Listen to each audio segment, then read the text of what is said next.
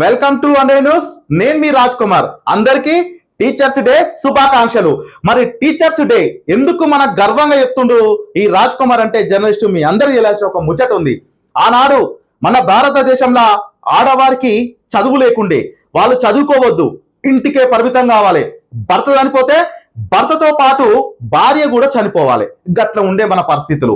ఆనాడు సావిత్రిబాయి పూలే పూణేలో ఒక చిన్న గ్రామంలో పుట్టి, ఒక రైతు కుటుంబంలో పుట్టి, ఆమె అందరూ చదువుకోవాలి అని చెప్పి ఖచ్చితంగా అందరూ ఆడవాళ్ళు చదువుకోవాలి, దళితులు చదువుకోవాలి, అగ్రవర్ణాలే కదా అని చెప్పి నడుము గట్టి ఒక పాఠశాల పెట్టి ఆ పాఠశాలలో రోజు వాళ్ళకు బోధించడానికి పోయే క్రమంలో అగ్రవర్ణ వ్యవస్థలు ఎవరైతే ఉన్నారో ఆమె పెండతో కొట్టడం, బురదతో కొట్టడం, రాళ్లతో కొట్టడం, చీర మలినమైనా పర్వాలేదు, నా మనసు మలినం కాలేదు, నేను ఖచ్చితంగా వాళ్ళకి చదువు చెబుతా, ఈ భారతదేశంలో ప్రతి ఆడపిల్ల చదువుకోవాలి అని చెప్పి భారతదేశం మొత్తం ఆడవాళ్లకు స్వేచ్ఛ సమానత్వం ఉండాలని చెప్పిన సావిత్రిబాయి పూలే నేడు ఆమె ఆశయంతో ఎంతో మంది ఆడవాళ్ళు గిట్ట సమానంగా జరిగారు. అందుకే అందరికీ నేను ఒకటే చెప్తున్నా, దేశాన్ని మార్చకపోయినా పర్వాలేదు, నిన్ను మార్చుకొని మీ తల్లిదండ్రులకు మంచి పేరు తేవాలని చెప్పి మీ అందరికీ నేను కోరుకునేది ఒకటి చెప్తున్నా, మరొకసారి చెప్తున్నా, మీరు టీచర్స్ చెప్పేది వినండి.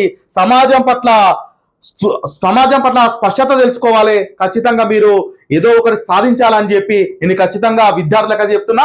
మరొకసారి టీచర్స్ డే శుభాకాంక్షలు.